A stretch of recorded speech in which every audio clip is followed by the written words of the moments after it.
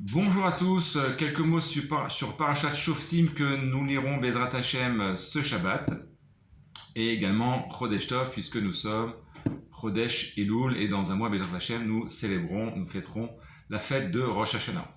Donc on va voir qu'il y a une relation, il y a un rapport entre notre Parasha et Rosh Hashanah.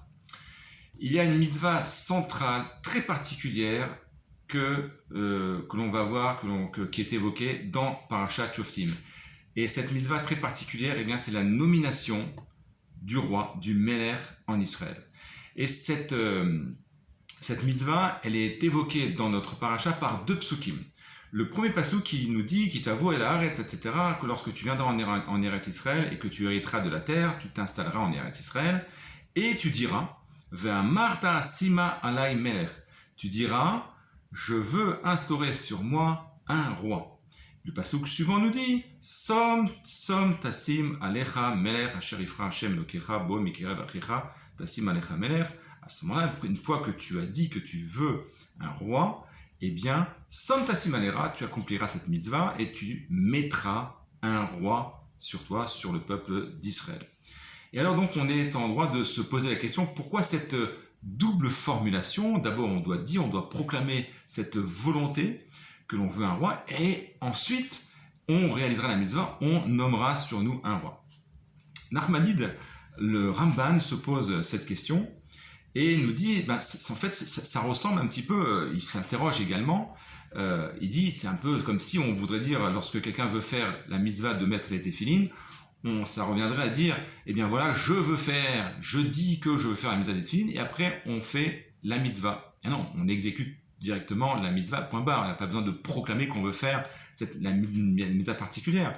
Si demain on va sonner du chauffard, on va pas dire je veux faire la mitzvah du chauffard, je le proclame, et puis ensuite on s'exécute, on fait la mitzvah du chauffard. Non, on fait pas de proclamation, on dit rien, on s'exécute directement, on sonne du chauffard, point barre. Or là, on doit proclamer et ensuite faire la mitzvah. Et donc là, Nachmanide répond à cette question en disant que la nomination du roi est très particulière, dans le sens où Ramban nous dit En melech belo am. Il n'y a pas de roi sans peuple.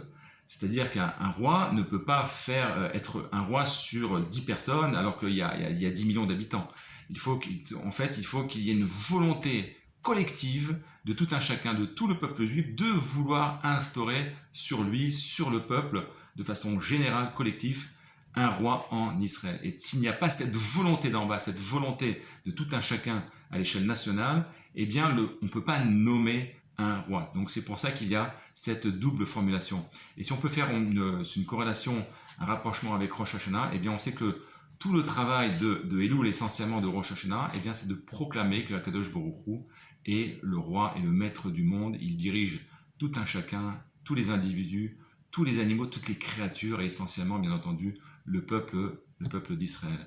Et le travail que nous devons faire à Rosh Hashanah, et également qui commence à partir d'aujourd'hui, à partir de Rosh Chodesh Elul, eh bien, c'est de prendre conscience que si toute année nous sommes un petit peu égarés, eh bien, de revenir à nos racines, à notre source intérieure, à notre âme personnelle, et de proclamer en nous que c'est Akadosh Baruch Hu qui gère le monde et nous nous soumettons à sa volonté dans la Torah et dans ses mitzvot.